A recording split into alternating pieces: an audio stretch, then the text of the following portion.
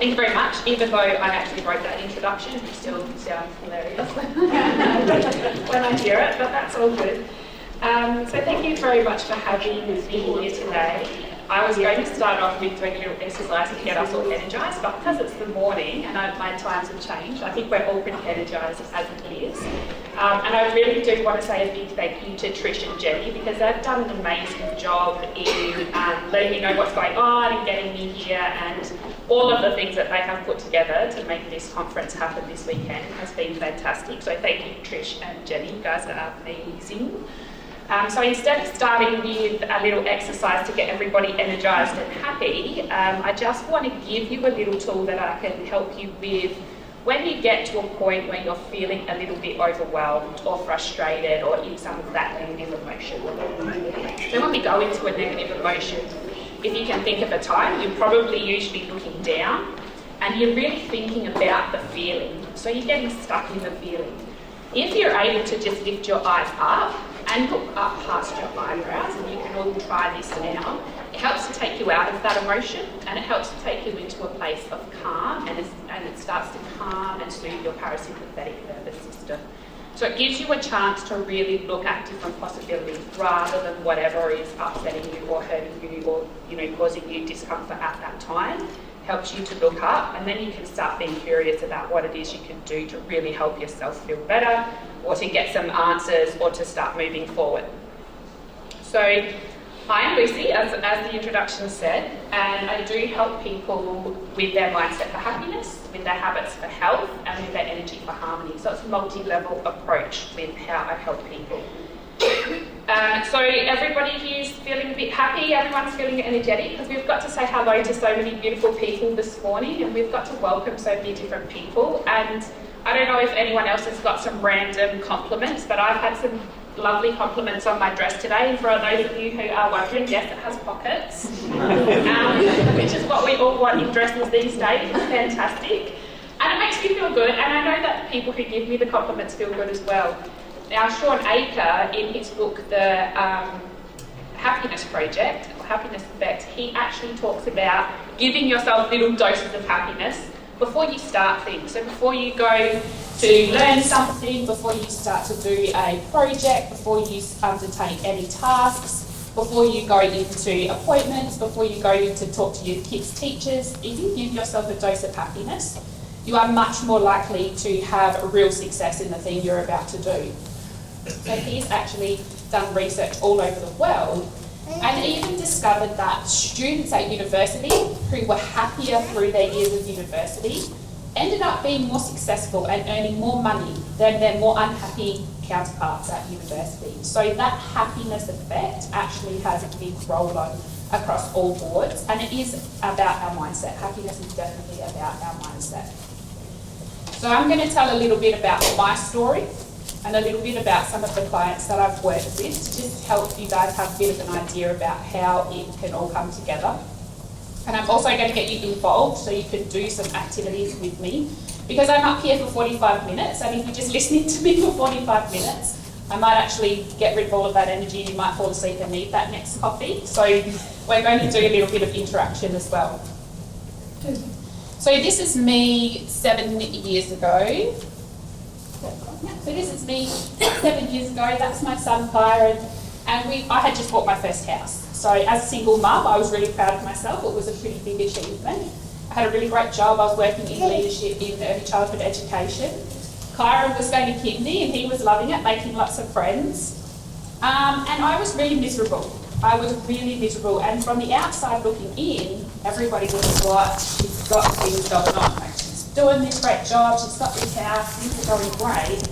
But I wasn't. I was really, really miserable. So you might have been this person, or you might know someone where you think, wow, they've really got it going on. But then you say to them, how are you going? And they're like, I'm not bad. Or, it's all right. And you can sort of tell that they're not happy, but you couldn't understand why, because everything looks really great from the outside.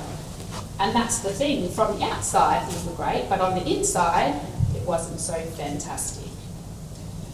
So how did I do it? I would judge myself.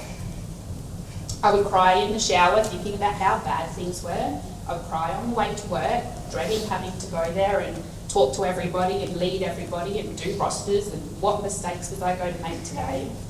If I made any mistakes, I would judge myself and tell myself what a loser I was and how bad I was at everything and how nobody's ever going to listen to me again just because I made one mistake.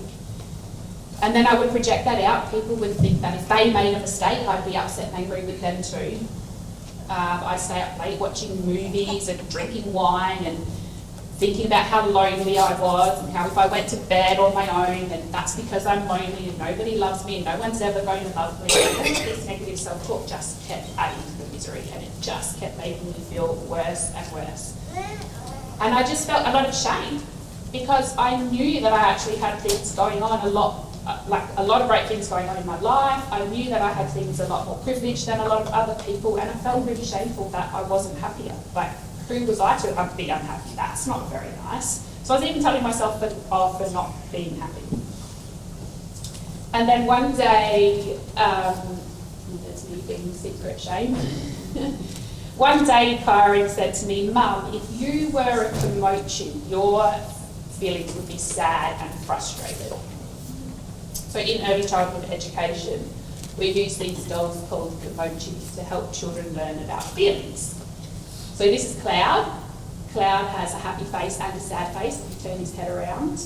And he comes with sad, happy and angry. And all of the dolls have different characters and different backstories, and they all come with their own little feelings. And we help children to see that you can have lots of different feelings at once, and you know, if you put the brave one out front, you can still go ahead even if you're feeling scared. And yeah, so Karen said to me, if I was one of those dolls, mine would be sad and frustrated. So you can imagine that I started feeling guilty as well. Because then I'm also a bad parent along with all of the other things that I was failing at, right? So I'm feeling guilty that I'm bringing my son up in this sad and frustrated environment and how much that's rubbing off on him and what effect is that having on his mental health, on his well-being. And so I really started to think about what it was that I was doing, and I realised it was all in my head. I was the one that was feeling sad because I kept telling myself I was sad. I was the one that was feeling guilty because I kept telling myself I was doing the wrong thing. But if I just changed the meaning of that, then I could change the way that I was feeling. So it was decision time. Do I stay the same or do I make some changes? As a parent, wanting the best for your child is a really good incentive to start making changes, because I knew that Karen deserved better, that he deserved to grow up in an environment where he knew that it was okay to be himself, to take risks, to go for more, to have a happy life, to learn to love himself. But then deep down somewhere, buried underneath all of that guilt and shame, I realised that I deserved better too. That I know people who are single mums. I know people who, whose husbands had left them. I knew people who had, had injuries and had to give up on, some of their dreams and all of these sorts of things. And they weren't miserable like I was. So if they could be happy, then I knew that I could too, and I deserved it. So I decided to stop throwing pity parties and to get up and make some changes. But when I asked myself, what do you want? I actually didn't know. I just knew that I didn't want this. And this is where it all had to start, because the misery that I had been feeling had become so familiar to me that I actually didn't realise that there was something else that could happen. It had become part of my comfort zone. And I love the word comfort zone because it's anything but comfortable. It's just familiar, right? We just get stuck in this familiarity. And so I decided that it needed to change. Now, when I looked at my life, I knew that I was quite healthy. I ate quite healthy. I exercised quite regularly. But my wellness was more than just what I ate. It had to do with my mind, my emotions, my body, and my spirit. And so when I work with people and when I've worked on myself, I had to look at how they all came together.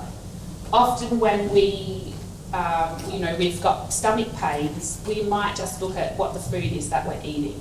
If we've got headaches, we might just look at, what has gone on in our head. But we're not looking at how our emotions and the thoughts that we're having are all coming into play with that. They're all connected in a different way. And so when I work with people, I work on all 4 levels, which is why today I wanted to tell you some of my story and why I wanted to tell you some of my clients' stories and to have you join in with it so that you can see how they all work together and what you can also do with your mindset to help you get past some of those tricky spaces or to get into a happiness state. So this is a bit where my story starts.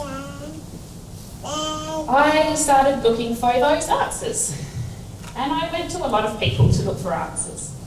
Counsellors, psychologists, psychiatrists, psychics, energy healers, spiritual healers, my chiropractor, you know, I was going everywhere. How do I make all of this work so that I can feel good within myself? And one of the things that I realised was going to see these people was awesome, right? You sit with them, you're getting seen, you're being heard, you're making a connection with someone in a room, and it starts to feel good. But then you're off on your own, and you're all you and your mindset again, and that good feeling doesn't last. So the more that I looked, the more that I realised that what I focused on was growing. So what you focus on grows. If I was focusing on being sad, I felt more sad. If I was focusing on being single, I felt more lonely. If I was focusing on being tired, I just wanted to sleep all the time. So what I was focusing on was growing. And I realised that I needed to really work on the inside. When I was talking to the psychologists, I learned about something called schema, which are underlying sort of beliefs that we have. Mine were like fear of abandonment, fear of failure, what else is there? Unrelenting standards, so really high standards that not myself or anyone else could reach. And because I had these underlying beliefs, I was finding situations in my life where I would play them out and prove myself to be right that they would happen. So I was picking guys to go out with that weren't emotionally available, so that they would eventually abandon me and my fear of abandonment would be true. I was having really high standards of perfectionism, so that I would never meet those perfect standards because perfect isn't real. And so I was proving my unrelenting standards to be true. And then a few years ago, I actually did neuro-linguistic programming, and we learned about prime concerns. And one of the prime concerns is I will never get what I want. So the same thing would happen. I would start something, I would get really into it, I would go along with it, and then I wouldn't finish it. Because if I didn't finish it, I wouldn't get what I want. So I was proving myself right again. And all of these things were unconscious beliefs. None of them where I was consciously going, I really don't want to have what I want. I really want everybody to leave me so that I'm all alone. I wasn't consciously saying those things, but the unconscious beliefs that we have are what plays out things in our mind, in our life. And these unconscious beliefs will come from things your parents said, teachers said, things you've seen on movies, read in books, things you've seen on social media. The more emotion that is attached to these things, the more our subconscious takes on. So if you can imagine how many people as a child weren't allowed to leave the table until they finished eating what's on their plate? Lots. Yeah, okay, cool. So as an adult, how many of you now will sit and pick the food in front of you even though you're not hungry because you have to finish what's on your plate before you leave the table? Yep, lots of people, right? Because as a child, being told you can't leave until you finish your plate, you had a lot of emotion. You were feeling frustrated because your parents weren't listening to you when you said you weren't hungry anymore. You were feeling left out because you weren't going to play with everyone else who had finished. You were feeling, sad. Like there was lots of emotion there. So that belief really sticks in your unconscious mind. And now, even consciously as an adult, I bet most of you would sit there going, take this food away from me, I don't want to eat anymore. But it's because we've got this belief that we have to finish what we eat before we get up and get away from the table that we just keep picking at it. And this can happen in so many different ways. Money doesn't grow on trees. What about all the apple farmers? Where does their money come from? It grows on trees, right? So there's lots of different beliefs that we have that we picked up along the way that are causing us to act in a way that we're not consciously choosing to act in. And we also when we look at what we focus on grows, we can focus on the negative or we can focus on the positive. But we're so wired to focus on the negative. when you were getting ready this morning, if you had 10 people standing in front of you, if you had 10 people standing in front of you, and 9 of them said, "You look amazing, I love what you've done with your hair, your outfit looks great, you look beautiful, your eyes really match your shirt," you'd feel great. And then one person says, I'm not sure that really goes. I don't know if that suits your body shape. How many people would think about getting changed? Yeah. How many people would actually go and get changed? Yeah. How many people would spend the rest of the day checking out their reflection just to see what it looks like? Yeah. Because you focused on the one negative thing instead of the 9 positive things. So what you're focusing on is staying in your mind and keeping you in that moment, rather than focusing over here on these 9 beautiful people who can see how great you look, or how well you've put your outfit together, or how beautiful your eyes are. And you're really missing out on the happiness and the positive vibes that you can get from that. And when we focus on the negative, we're not tuning into ourselves. The negative focus makes us feel heavy. So if you're thinking about that one person who said, "Oh, I don't like that," a lot of us would get like a heavy type feeling in our chest, or we'd get heaviness in our body, we'd sort of slump a little bit. If you turn your attention now to think to those 9 people who said you look amazing, you're sort of standing up a bit straighter, you've got a smile on your face, you're feeling this beautiful air and energy going through your body and your chest, and it's a whole different feeling. When you're focusing on the negative, you're not getting really clear on who you are or what you want, because you're focusing on what's not happening and what you're not getting. And so that's what we lack. We lack clarity. We're not clear on what's going well because we're focusing on what's not going well. We're not focusing on what's going right because we're focusing on what's going wrong. We're not focusing on what we can do because we're looking at what we can't do. We're not focusing on what we do have because we're looking at what we don't have. And why don't we have the clarity? Because, as I said, we're just not taught that way. Has anyone heard of Brené Brown? Yeah. She talks a lot about vulnerability and shame and empathy. She's amazing. If you haven't heard of her, look up her TED Talks. They're amazing. And Brené Brown says that shame is the fear of disconnection. So is there something about me that if other people know it or see it, that I won't be worthy of connection? And so I'm sure most people can relate to this. If we think about the getting ready this morning, the shame came from, well, I'm just not good looking enough, or I'm just not good at dressing myself enough, or I'm not good at picking an outfit. I'm not sexy enough, I'm not pretty enough, I'm not tall enough, I'm not short enough, I'm not skinny enough, I'm not experienced enough, I'm not qualified enough, I'm not confident enough, I'm not brave enough, I'm not strong enough. We all have these secret shames that we carry around with us. And it's all just a fear of not being good enough. So what I do is I help people discover who they are, what they want, and how they want to feel. Because getting clear on that helps you get clear on what is going right, what you can do, what you do have, and what you can do in the future to help you create these feelings. So we do have some exercises today, as I said. But the reason that we focus on clarity is because it's the first of the 3 C's of health and happiness.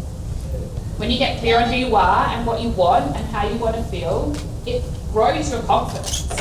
It grows your confidence to ask for what you want. It grows your confidence to actually go and find things that will help you feel the way you want to feel. And because you're doing things that feel great, you are going to be more consistent with them.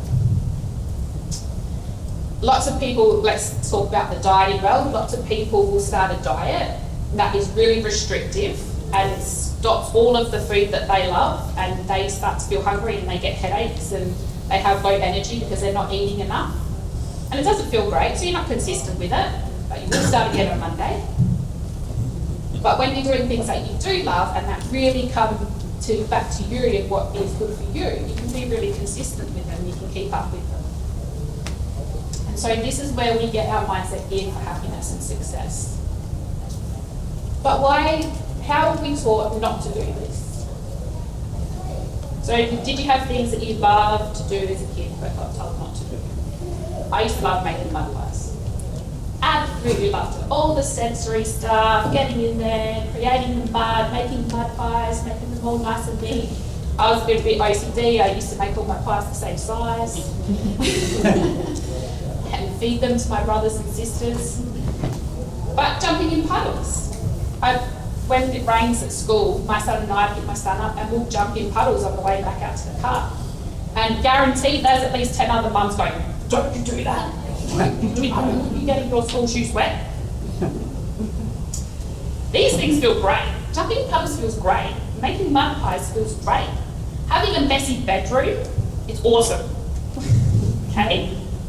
Wrestling with your brothers and sisters is great. Playing pranks on them is hilarious. And that's what we get told not to do as kids. So we're getting told not to do the things that feel good to us. We start to lose a bit of clarity. And then you might have been told to be careful. To be careful, don't kick the back of the car seat because I might crash. Don't leave that glass there because you might knock it off the table and break it. So you're being told to focus on what negative thing could happen rather than just being aware. Like, just be aware that it really hurts my back when you kick the back of the seat. Just be aware that the glass is there on the table. People are just aware of things. They're going to make choices that make sure that things happen well and that feels good to them. But as teenagers even, we don't know what's going on, our bodies are changing, things are happening, and we are already wired for the worst case scenarios, and so we start to compare ourselves to other people, we start to judge ourselves, and that I'm not good enough stuff starts to come up. So what if your parents asked you questions more like, is your body feeling restless? Are you aware of where the glass is? What would you notice? What's actually happening? And we would notice how we're feeling. And then as parents, we put our kids first, family comes first, our career comes first, our relationship comes first. We're putting all of this stuff into what everybody else wants because we get told that we have to listen to what other people are saying, because if we do what feels good to us, we'll get in trouble. So we'll just do what other people tell us to do. We'll give to them, we'll put them first, and we'll do what they say. And you have no time left for yourself. But when the kids grow up, you might do something you enjoy. Or when you retire. Or, when your relationship gets to that certain awesome point where you're just really comfortable with each other and then you can start doing things you love. But it doesn't work that way. So Danielle Laporte says in her book, The Desire Map, knowing how you want to feel is the most potent form of clarity that you can have. So how do we know how we want to feel? We have to ask questions and notice our feelings, and that's how we get clarity. And suddenly we feel empowered because we have more possibilities. If something bad happens, like someone tells you don't look good or they don't like your outfit, you automatically make a decision that you don't look good and you don't like your outfit. Whereas if you ask yourself a question, well, how do I feel about my outfit? Because I really love it. You'll feel better. If you ask yourself a question, I wonder if I like their outfit. Because it just might be that you have different tastes, right? So asking the questions will help you to feel more empowered and let go of that shame. So today we're going to have a little bit more look at the clarity and give yourself permission to think happy thoughts and to bypass the negative thoughts that we automatically go into. They're all just a reaction from your subconscious. If in the past going into a negative mindset has helped protect you from something, your subconscious will automatically take you there. And what many people do is have an event and then they go to the negative thought, then they'll ask questions and then they get clarity and feel good. But imagine if you could go straight from the event to asking questions and then you get to bypass that meltdown and that negative feeling. Some people stay in that negative feeling for only a few moments. Some people stay in that negative feeling for weeks. And it's really about bypassing that to get straight to the questions so you can have that empowerment for yourself. So before we get into some of the exercises, I just want to have a bit of a recap about what we've gone over. So you have the power to focus on what you want, to focus on the positive, to focus on the good things, focus on what you do have. 3 C's of health and happiness for clarity, confidence and consistency. The feelings need to come first. They are most important. Knowing how you want to feel is the most powerful way to go forward. Letting go of the shame will help you to get clarity. And I just want you all to know you are enough. You are amazing, you are good enough. This is great. So these are the things that I looked at when I wanted to change my mindset. By getting clarity, I asked myself, who are you? And I came up with lots of things. I'm a traveller. I'm a homemaker. I'm a mother. I'm a teacher. I'm also a student. I actually really love singing and dancing and gardening and cooking. So there was lots of parts of me, and some of them I wasn't bringing into my life. And so I knew that I could bring those into my life to start to create more that I wanted. So what did I want? Well, I wanted freedom. I wanted flexibility with my hours. I wanted to work somewhere where I didn't have to follow policies and procedures that I didn't agree with. Sorry, Education Department. And I also wanted to spend more time with my son. And I wanted to travel more. And then how did I want to feel? Well, I wanted to feel loved. I wanted to feel seen and heard. I wanted to feel connected. I wanted to feel strong and sexy. I wanted to feel happy and energised. I wanted to feel peaceful. There was a lot of things that I wanted to do, which is why I chose to run my own business. I did some study, I got out of the Education Department, and now I work with people as a coach to help people find the same path that I did.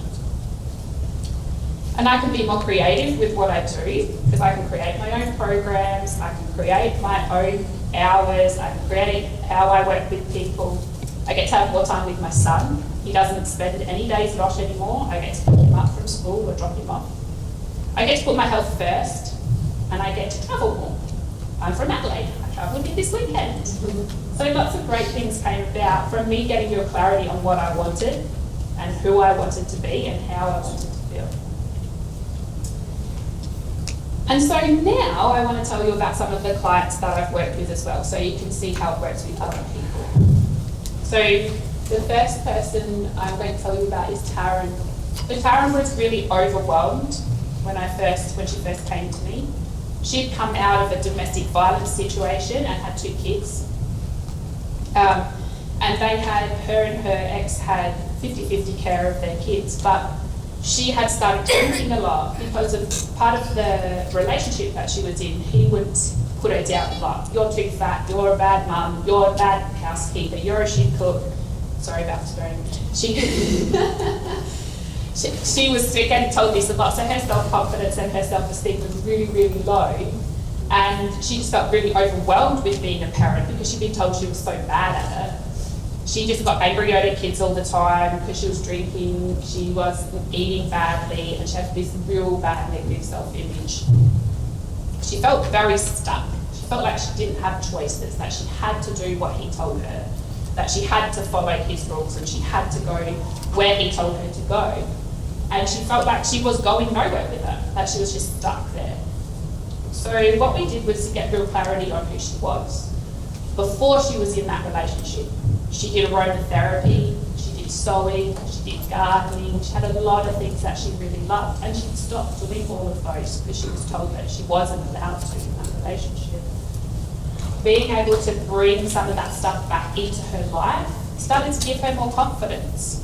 She was able to go to court, get a house that she wanted to get, and she could start having more fun with her kids as well because she felt like she could be a good parent now. She started being really consistent because as the good feelings grew, she started to lose weight, she stopped drinking, she started eating healthy, and she started really enjoying her work, which means she now does a job that she really loves. She now has a great relationship with her kids, and she now has really strong boundaries with her ex so that he's not controlling her life anymore. So this is where it comes to the exercise part that you guys get to be involved in. So it's your turn. So you can discuss with someone next to you, who are you? Think about all the parts that make you you, all of the parts of you that you are expressing now, or maybe not expressing now. I'll give you a couple of minutes each, but think about it. Are you an adventurer, a traveller, a thrill seeker, a singer, a teacher, a cook? Have a couple of minutes each, have a discussion with this now with the person next to you.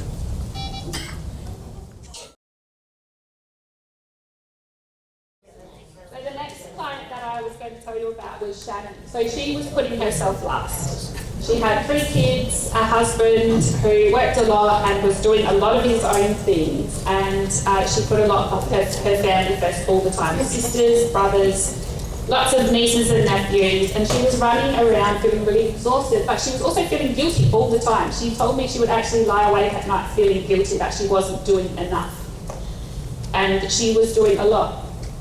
Her husband and her were arguing a lot of the time because she was focusing on what he wasn't giving her and what he wasn't doing for her, instead of really thinking about, what she was bringing to the table and how they could improve their communication. So we actually really started a lot with working on her communication with people in her family and putting boundaries in place.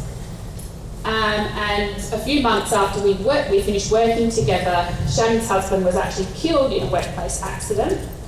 And she messaged me the next day actually and said, I'm so grateful for the work that we did together because our communication, our relationship improved so much that the last thing we said to each other was, I love you.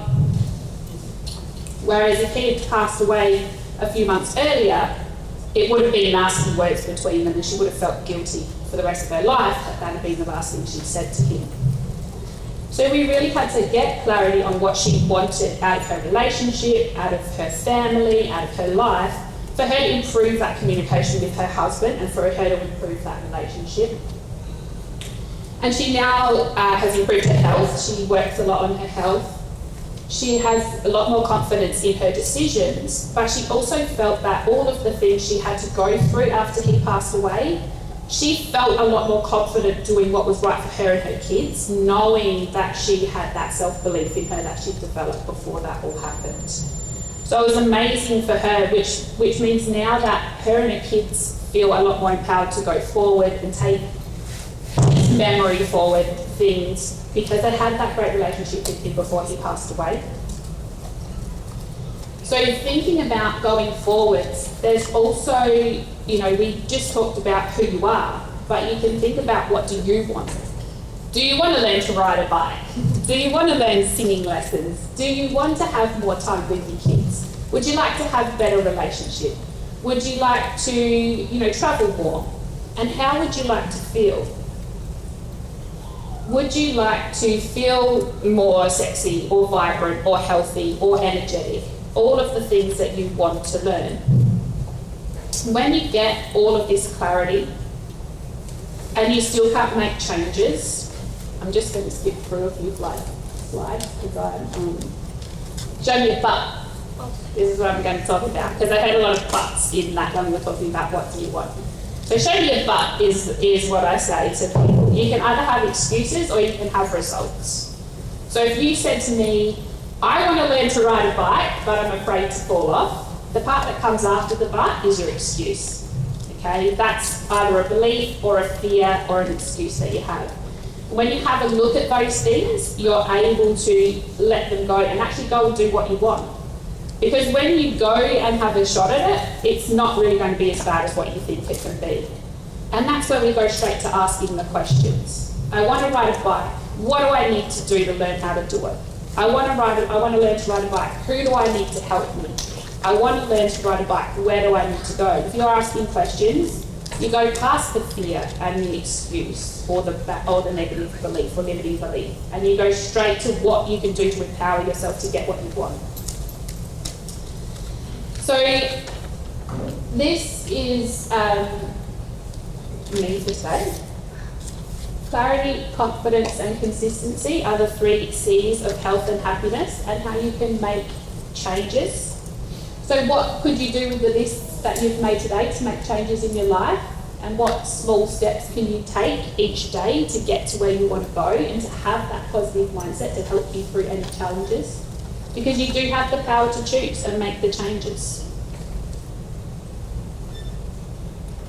So I'm doing a workshop this afternoon with more tools to master your mindset, which will be real tools that we'll do through the workshop. If you want to find me, you can contact me here. Otherwise, you can put your phone up now and scan that QR code, and you can put in your name and email, and it'll actually take you to a page of free resources that I've put together for you. So there's some just mindset tools, meditation, and some things about changing habits as well in there that you guys can access, especially for being so amazing today. Did anybody have any questions or comments about that or anything?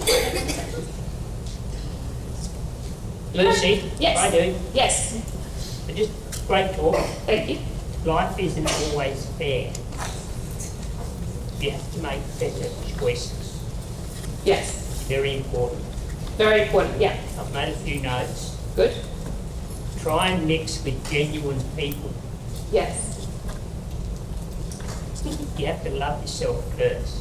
Correct. Well done. You should be in my life. That's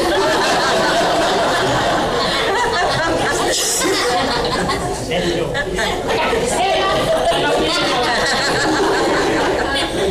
Very true. Thank you. I do love that feedback. If you're looking at any challenge through the lens of loving yourself first, you will always be able to look for what you can do. It's always going to be a more empowering way.